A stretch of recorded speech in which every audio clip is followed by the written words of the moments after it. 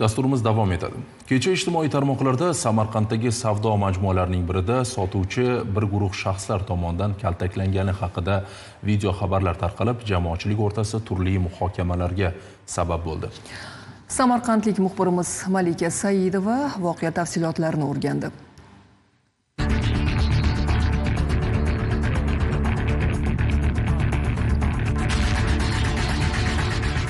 22 avgust kuni kechki soat 18:30 atrofida bir guruh fuqarolar ushbu savdo kompleksida savdo qiladigan 29 yoshli yigitni kelib kaltaklashgan ijtimoiy tarmoqlarga tarqaldi. Biz ayni vaqtda bozor ma'muriyatidan ushbu masala bo'yicha batafsil ma'lumot olishga voqea joyiga tashrif buyurdik.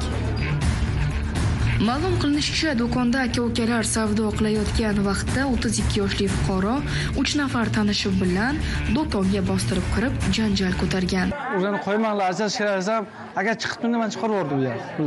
Kimlar yani? Shu sheriklarda. Ha. Bittasi bu yerga, to'rttasi bu yerga, bittasi eshikka, 3 kishini ushlab turibdi. Agar chiqindi men chiqarib yubordi. Keyin yana bir 2 kun nima bo'ldi? Odam to'planib ketdi. Xullas, kirgani qo'ymadi hech kimni. Bozor ma'muriyatining ma'lum qilishicha, kelishmovchilikdagi ikki taraf ham ushbu bozorda tadbirkorlik bilan shug'ullanib kelgan. Ichki ishlar xodimlariga bildirdik.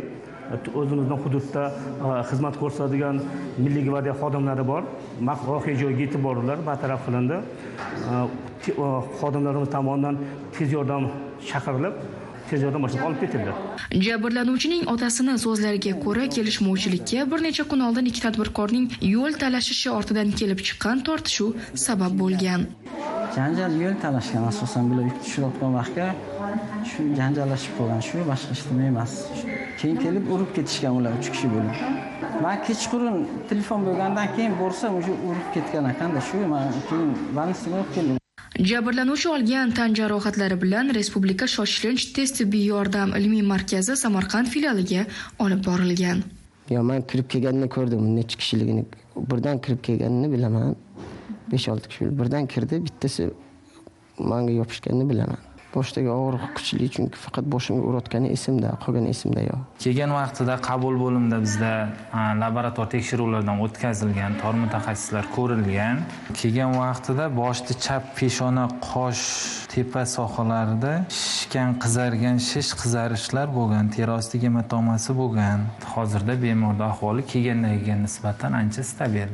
Hozirda mazkur holat yuzasidan Urgut tuman ichki ishlar bo'limi huzuridagi tergov bo'limi tomonidan jinoyat ishi qo'zg'atilgan. Mazkur holat yuzasidan Urgut tumani ichki ishlar boshqarmasi huzuridagi tergov bo'limi tomonidan O'zbekiston Respublikasi Jinoyat kodeksining 277-moddasi 3-qismi bilan jinoyat ishi qo'zg'atilib, 4 nafar shaxslar protsessual tartibda ushlangan.